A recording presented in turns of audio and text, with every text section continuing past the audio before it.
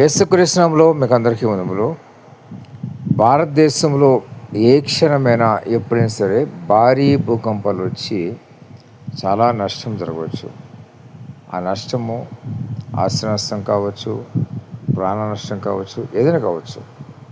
ఇదైతే వాస్తవమైనది. ఎందుకంటే దేవుని వాక్యము మరి ఏ విధంగా మరి చెప్పబడిందో అవన్నీ జరుగుతాయి. ఎందుకంటే మరి రాకడకు ముందు భూకంపాలు ఉంటాయి, మరి అంతానికి ముందు కూడా భూకంపాలు ఉంటాయి.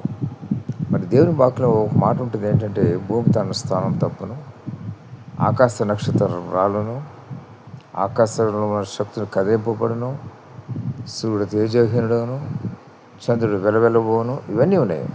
ఇవన్నీ నెరవేరాలంటే ఈ భూకంపాలు కూడా తప్పు, ఖచ్చితంగా వచ్చి తీరుతాయి.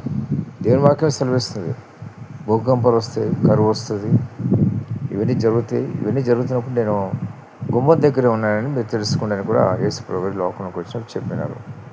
కాబట్టి గమనించండి, భూకంపాలు రావటం మాత్రం తప్పదు, కానీ దాన్ని ఎదుర్కోవటమే మీరు సిద్ధంగా ఉండాలి. అన్నిటికీ ముఖ్యంగా ఆత్మలో సిద్ధంగా ఉండాలి.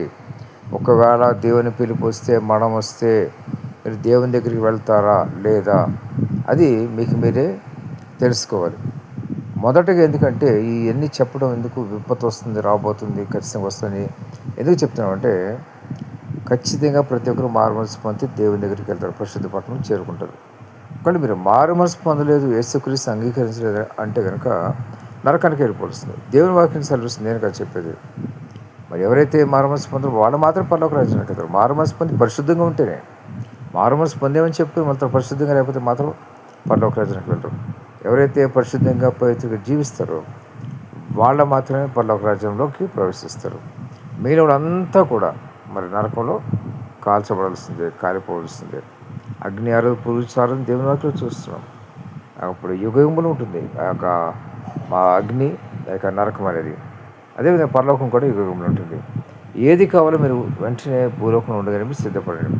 ఇంకా సమయం దాటిపోతుంది, మరి దేవుని ఉగ్రతలు భయంకరంగా రాబోతున్నాయి.